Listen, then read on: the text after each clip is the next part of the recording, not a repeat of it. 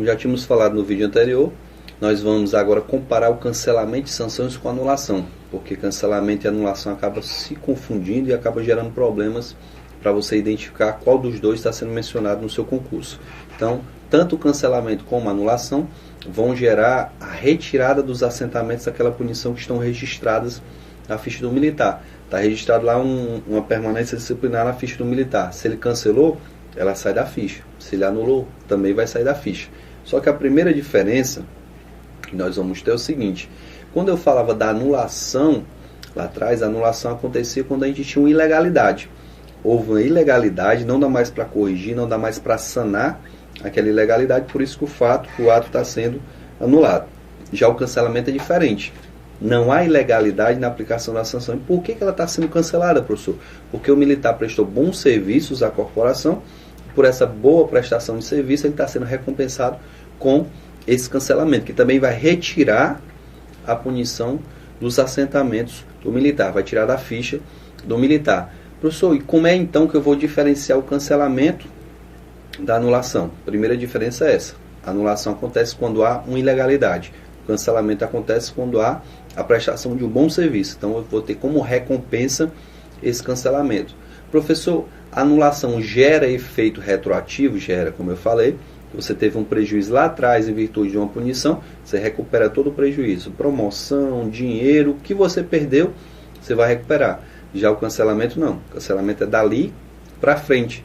Professor, mas por que dessa diferença? Repito, na anulação houve uma ilegalidade na aplicação da punição, então houve um prejuízo para o militar que não deveria ter sido punido daquela forma. No cancelamento não, ele foi punido tudo legalmente, tudo corretamente, só que prestou um bom serviço e por isso dali para frente aquela punição não vai atrapalhar ao militar. Então o cancelamento não gera efeito retroativo, a anulação gera, mas o cancelamento não gera efeito retroativo.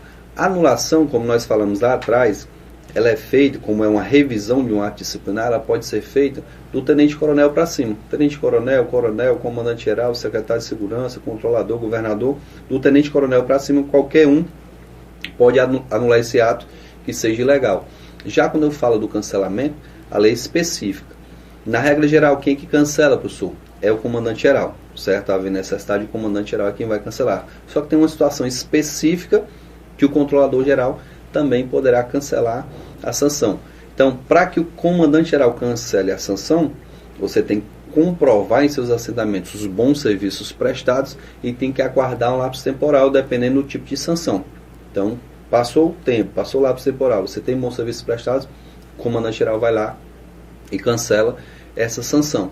Só que quando você presta um serviço relevante acima do normal, você pratica uma ação meritória que não constitui, não chega a constituir um ato de bravura, aí o controlador vai poder cancelar uma ou mais sanções, vai ficar a critério dele, isso sem que haja necessidade de você cumprir os prazos, cumprir aqueles lapsos temporais.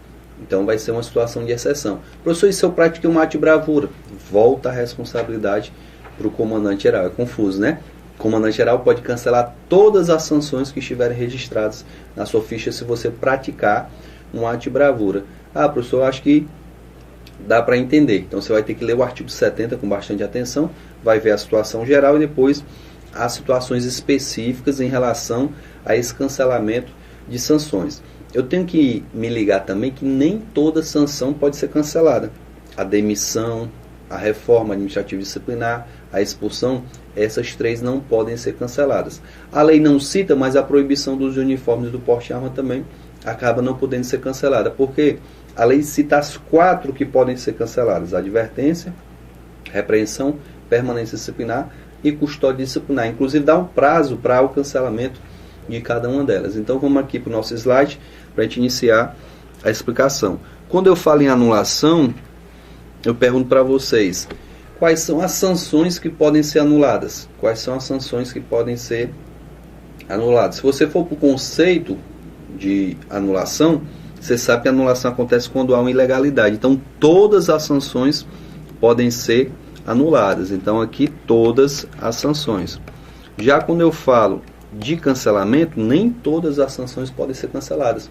Já falei para vocês, só a advertência, a repreensão, a permanência disciplinar e a custódia disciplinar. Então dá enquanto que a anulação se aplica para todas, o cancelamento só vai se aplicar para essas 4. A gente anota aqui para poder comparar: advertência, repreensão, a permanência disciplinar ou a custódia disciplinar. São as 4 que podem ser canceladas. Quando eu falo em efeito retroativo, trazendo para anulação, anulação tem efeito retroativo, professor? Tem, já falamos, a anulação tem sim efeito retroativo. Você recupera tudo que perdeu em virtude daquela punição que foi aplicada ilegalmente. Então eu vou ter aqui efeito retroativo sim para anulação e vou ter não o cancelamento. Repito, o cancelamento não tem efeito retroativo porque não houve ilegalidade na aplicação. O que houve foi que o militar prestou um bom serviço, está sendo recompensado com aquele cancelamento.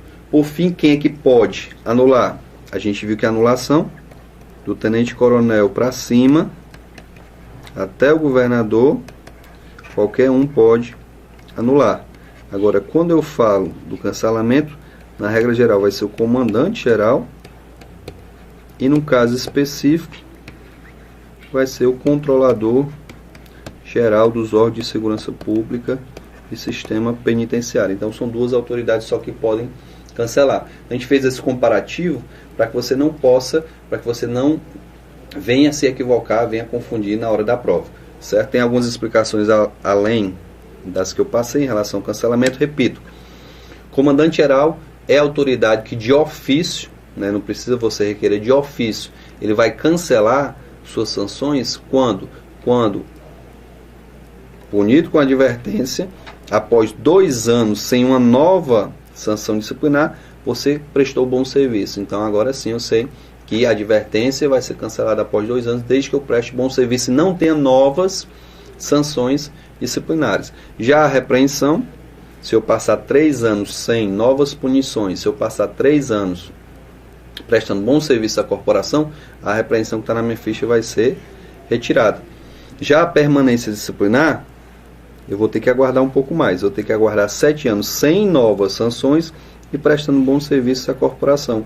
E a custódia disciplinar, por fim, eu vou ter que passar 10 anos sem novas sanções e prestando bons serviços à corporação. Isso é na regra geral. Na regra geral, o comandante geral vai esperar passar esses prazos para que ele possa cancelar essas sanções desde que o militar tenha prestado bom serviço à corporação.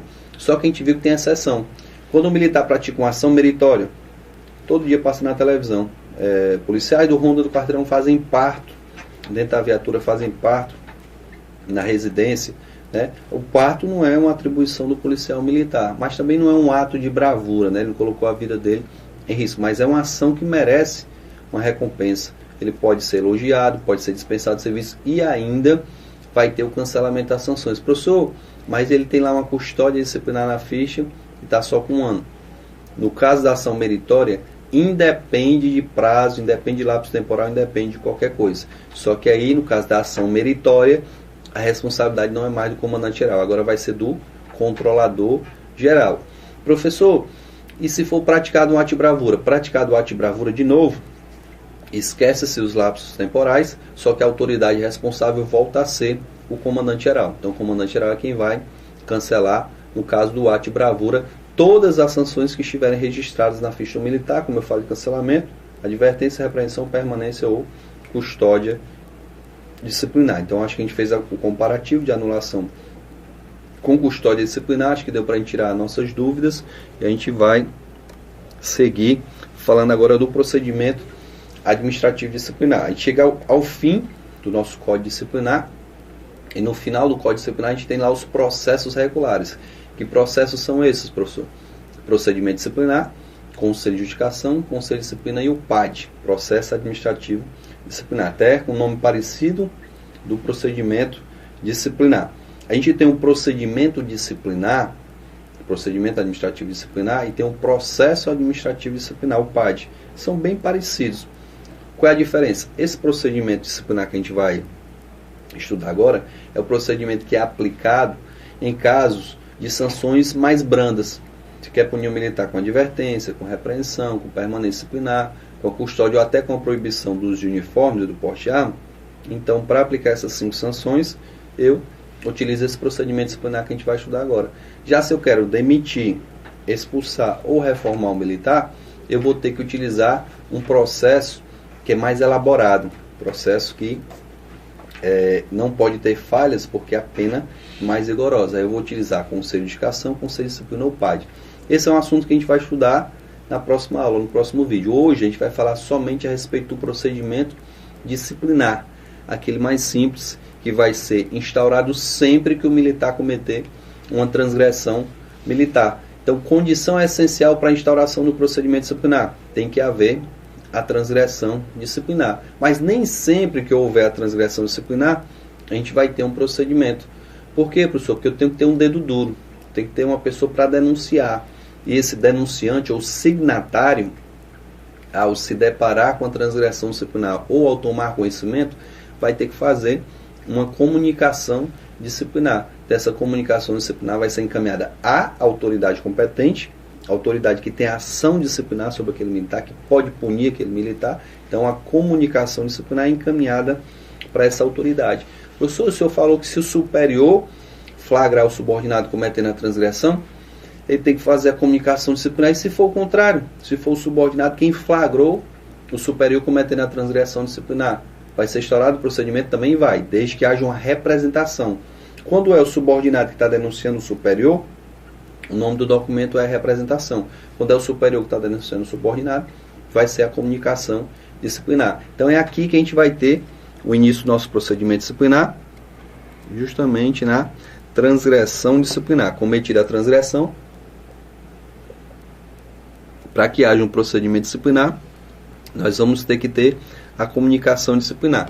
Segundo a legislação, a autoridade que flagrou o cometimento da transgressão, que também é chamada de signatário, ela tem algumas obrigações que ela deve cumprir. Primeira delas, ela deve constar na comunicação disciplinar as alegações de defesa do transgressor. O militar chegou atrasado para o serviço, soldado, e o sargento vai fazer a comunicação disciplinar. Então o sargento tem a obrigação de perguntar ao soldado o porquê de ele ter chegado atrasado. Seja qual for a alegativa dele, tem que ser constada na comunicação disciplinar. O soldado João chegou meia hora atrasado para o serviço, no dia tal, e alegou, tinha levado a esposa para o hospital. Alegou que passou da hora, que dormiu demais. O que ele alegar tem que ser constado na comunicação disciplinar. Uma outra coisa, uma outra obrigação é o prazo. Do dia que o superior flagrou o cometimento da transgressão até a comunicação disciplinar, no máximo 5 dias. Então, em 5 dias, no máximo, você tem que entregar a comunicação disciplinar à autoridade competente. Então, o prazo aqui vai ser de até 5 dias, prazo de 5 dias. Cometida a transgressão, em até 5 dias, a comunicação disciplinar tem que ser encaminhada à autoridade competente. Não tem que ir para a autoridade que possa aplicar sanção a esse militar. Então, a comunicação disciplinar foi feita, foi encaminhada à autoridade competente, a autoridade que vai julgar se o militar é culpado ou não. Professor, como é que essa autoridade vai julgar se ela tem só a versão do acusador? Você tem razão. Chegou a comunicação disciplinar, por enquanto essa autoridade só tem uma versão. Então, essa autoridade tem a obrigação de encaminhar ao acusado, ao indiciado, ao transgressor, uma cópia da comunicação disciplinar para que ele possa se manifestar preliminarmente. Essa é a chamada manifestação preliminar. Dessa manifestação preliminar vai ser entregue à autoridade, aliás, vai ser entregue ao transgressor, ao suposto acusado, para que ele possa se defender. Então, recebida a manifestação preliminar, esse transgressor vai ter 3 dias para dar a sua versão. Do momento que ele recebe a cópia da comunicação para entregar a manifestação preliminar à autoridade competente, ele vai ter 3 dias para apresentar a sua versão. Professor, apresentei minha versão dentro do prazo e consegui provar minha inocência. O que vai acontecer? Vai ser arquivado o processo. Se você conseguir provar sua inocência, o processo será arquivado. Se a autoridade achar que você realmente cometeu a transgressão disciplinar, você pode até justificar, mas você cometeu. Essa autoridade vai elaborar um termo acusatório e vai entregar ao indiciado. Esse termo acusatório vai ser encaminhado ao indiciado para que ele possa se defender, para que ele possa apresentar uma ampla defesa contraditória. Então, dando uma passada bem rápida, transgressão disciplinar, em até 5 dias a comunicação disciplinar vai para a autoridade competente, essa autoridade recebe o documento, encaminha para o acusado, para o transgressor, para que ele possa apresentar sua manifestação preliminar. Dentro do prazo de 3 dias ele entrega a manifestação preliminar para essa autoridade, que vai poder arquivar, se ela achar que não houve a transgressão, ou então ela vai mandar um termo acusatório, né, o próprio nome já está dizendo, vai estar acusando o militar de realmente ter cometido a transgressão disciplinar, mas vai dar uma chance dele se defender, porque ele pode ter cometido, mas existiu um motivo para justificar aquele cometimento. Então, na ampla defesa e no contraditório, é que ele vai se justificar. Professor, mas por que esse termo duplo, né? Ampla defesa e contraditório? Vou explicar um a um. O que é a ampla defesa? É a possibilidade do militar, do indiciado, apresentar qualquer prova admitida em direito. Como assim, professor? O militar está sendo acusado de ter faltado ao serviço. Ele pode apresentar um atestado médico que justifique sua ausência. Professor, mas não tem um atestado médico. Não, ele foi para o hospital, mas não pegou o atestado.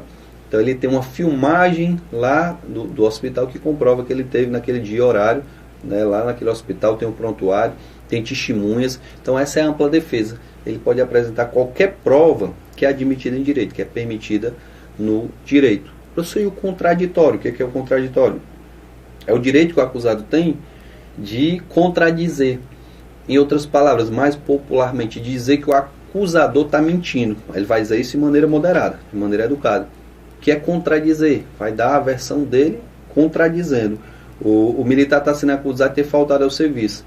O militar foi escalado para trabalhar lá no Castelão, jogo Ceará e Fortaleza. 1000 policiais lá escalados. E o coronel responsável por tirar a falta chamou o militar, ele falou, mas o coronel esqueceu de dar a presença e acabou no relatório, fez uma comunicação disciplinar desse acusado. Chegou a comunicação disciplinar, ele apresentou sua versão, não foi aceito. E lá na ampla defesa e contraditório ele alega, não, eu fui trabalhar, o coronel está equivocado, é tanto que eu trabalhei no posto tal junto com o soldado João e o cabo Morcego. Pronto, apresentou a versão dele que contradiz a do coronel, dizendo que ele faltou, e apresentou inclusive as testemunhas. Então, contraditório é o direito de contradizer, de dizer diferente aquela acusação que ele está sendo imputado. Então, entregue a ampla defesa contraditório para a autoridade competente, não o advogado, o próprio militar entregaram a ampla defesa contraditória, a autoridade competente agora vai ter que decidir se o militar é culpado ou não, se ele tem que ser sancionado ou não. A partir do momento que entrega a ampla defesa e contraditória à autoridade competente, ela tem 30 dias para dar uma solução, para dar o resultado desse processo. Professor, esse prazo pode ser prorrogado? Pode ser prorrogado por até mais 15 dias. Então, recebida a ampla defesa contraditória, a solução tem que sair no prazo de 30 dias, que pode ser prorrogado por mais 15. O prazo máximo seria de 45 dias. Na regra geral, o prazo é de 30, que pode ser prorrogado por mais 15 dias. Professor, saiu a solução. A solução foi que eu sou inocente, que eu não cometi a transgressão, arquivo. Não, a solução é que eu cometi a transgressão, mas tinha um motivo para cometer, motivo justificável, então foi justificado e não foi punido. Arquivos. Mas a solução pode ser também de aplicação de sanção disciplinar. E se for de aplicação, a partir da solução, como a gente já aprendeu, o militar tem 5 dias para iniciar o cumprimento dessa sanção a partir da sua publicação. Professor, mas o militar está querendo recorrer dessa decisão. Ele tem chance de recorrer? Tem. Ele vai ter 2 recursos disciplinares. O primeiro deles é chamado de reconsideração de ato. É muito parecido com o recurso hierárquico, só que tem 2 diferenças. Terminado esse processo, a autoridade competente deu a solução, em 5 dias o militar pode entrar com o primeiro recurso disciplinar, que é chamado reconsideração de ato. Professor, por que será que o nome é reconsideração de ato? Porque ele vai pedir para a autoridade competente, a mesma que vinha julgando todo o processo, para ela reanalisar, para ela reavaliar a sua posição. Por isso que é chamada reconsideração de ato. Então ele vai reanalisar e por isso a mesma autoridade. Professor, mesma autoridade, para que você dê entrada a esse pedido de reconsideração de ato, você tem que ter um novo argumento. Não adianta entrar com os mesmos argumentos que você já tinha antes. Então é condição essencial para você entrar com o pedido de reconsideração de ato, que haja um argumento novo. Você não pode ter um recurso procrastinador só para empurrar com a barriga. Então tem que ter um novo elemento, um novo argumento, para que você possa ter chance de ganhar nessa reconsideração de ato. Professor, qual é o prazo da reconsideração de ato? É o mesmo prazo para iniciar o cumprimento da sanção. Vixe, professor, então eu vou iniciar o cumprimento da sanção e vou entrar com a reconsideração de ato? Não. Por que não? Porque a reconsideração de ato ela tem efeito suspensivo.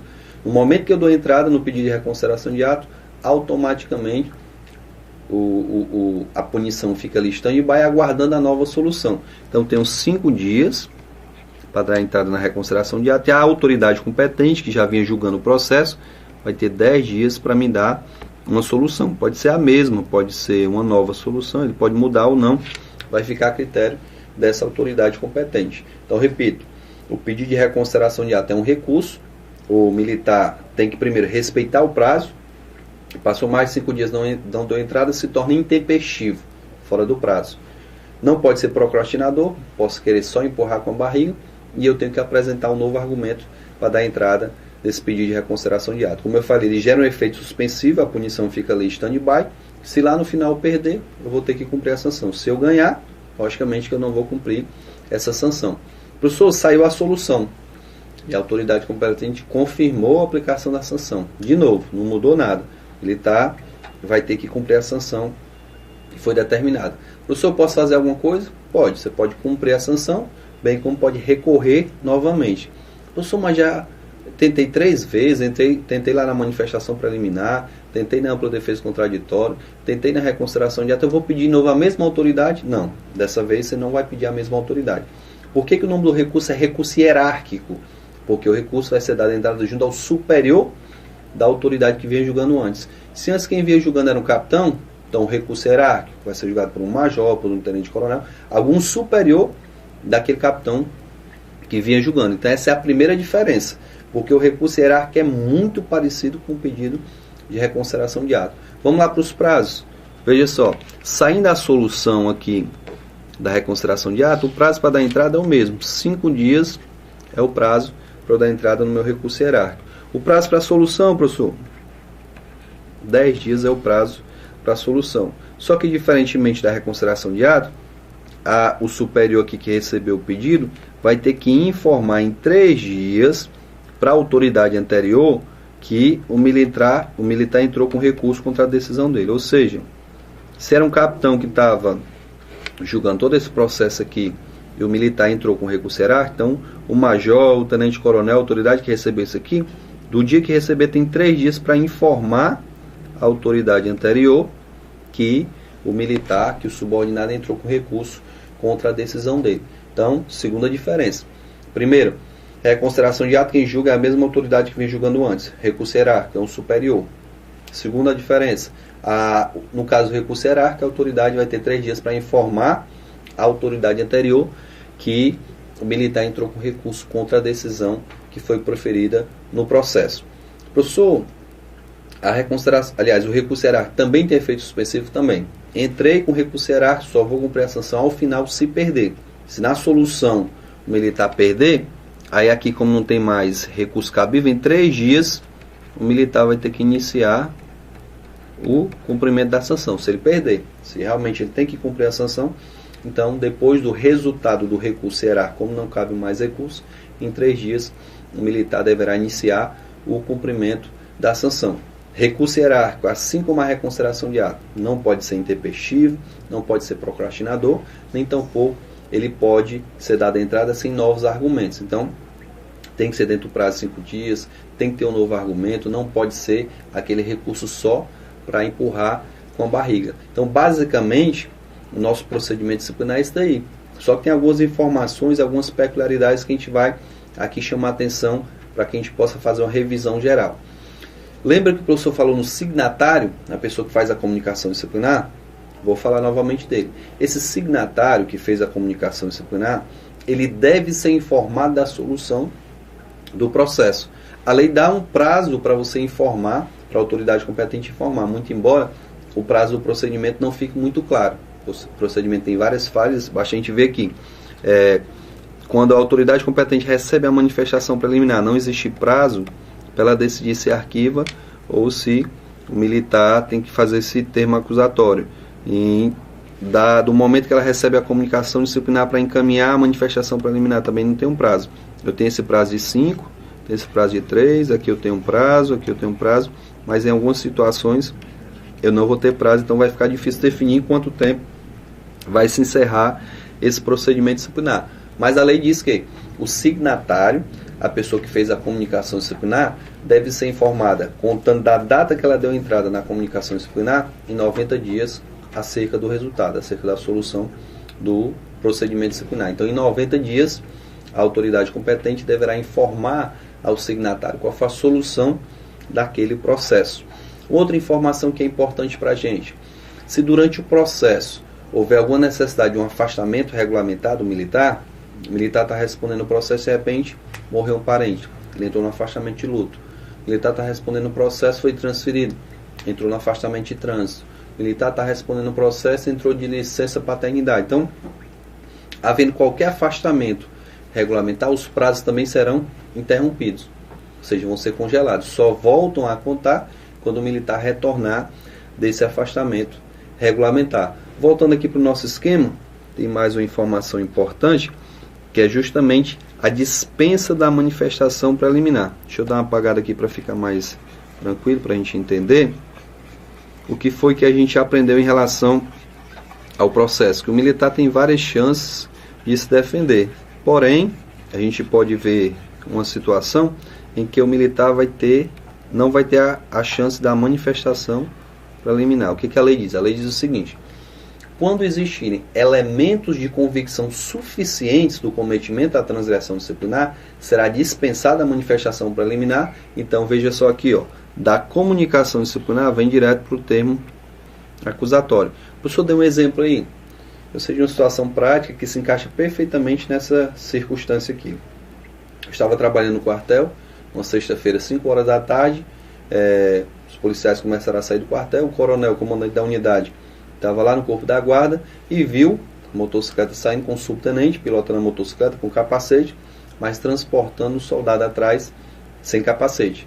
Se houve transgressão, que houve uma desobediência a uma regra de trânsito.